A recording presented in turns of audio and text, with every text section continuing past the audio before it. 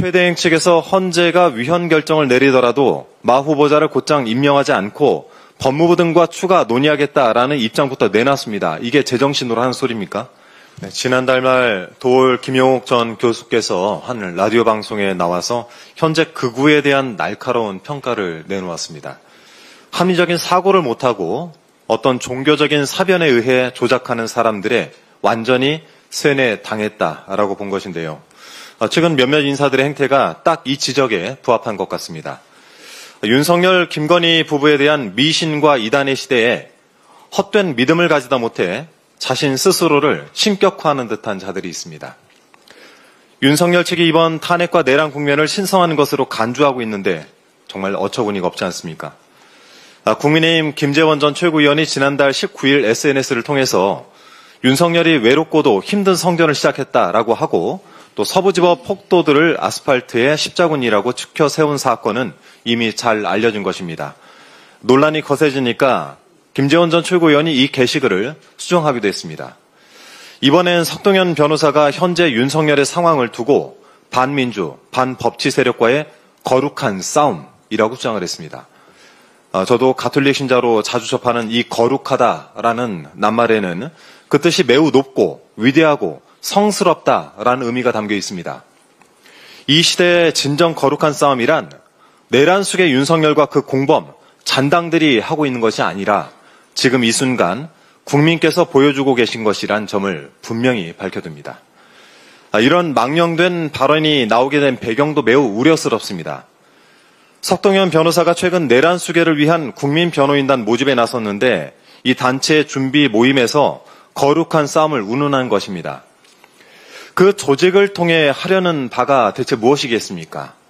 대놓고 왜곡과 선동을 해서 내란 수계를 비호하는 신종 내란을 추가로 일으키겠다는 것 아니겠습니까? 윤석열 사병처럼 백골단이 조직되더니 이제는 변호사를 사칭하는 내란 선전 조직까지 대대적으로 만들겠다는 것입니다. 내란을 지속하려는 망동에 우선은 당장 멈추란 경고는 하겠지만 행동에 나설 경우 강력한 행동으로 대응을 하겠습니다.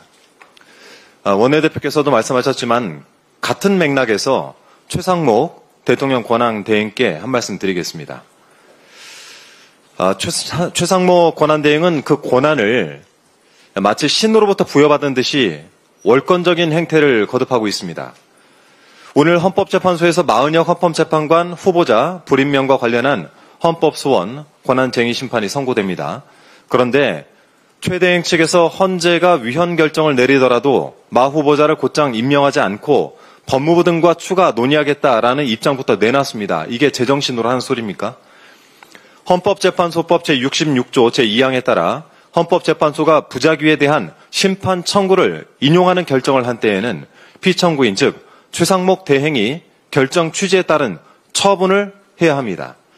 또 동법 제67조 제1항에서 헌법재판소의 권한쟁의 심판 결정은 모든 국가기관과 지자체에 귀속된다라고 되어 있습니다. 그런데 무엇을 근거로 위법적인 추가 논의를 하겠다라고 벌써부터 공언하는 것인지 모르겠습니다. 최상목 대행의 위법적이고 월권적인 행위가 차곡차곡 쌓여가고 있습니다. 본인에게 준 권한은 내란 수계가 된 대통령을 대신해서 대통령의 권한을 대행하라는 것이지 내란 수계에 대행을 하라는 것이 아닙니다. 그 권한을 받고 보니 제밥에 혹시 눈이 먼 건 아닙니까?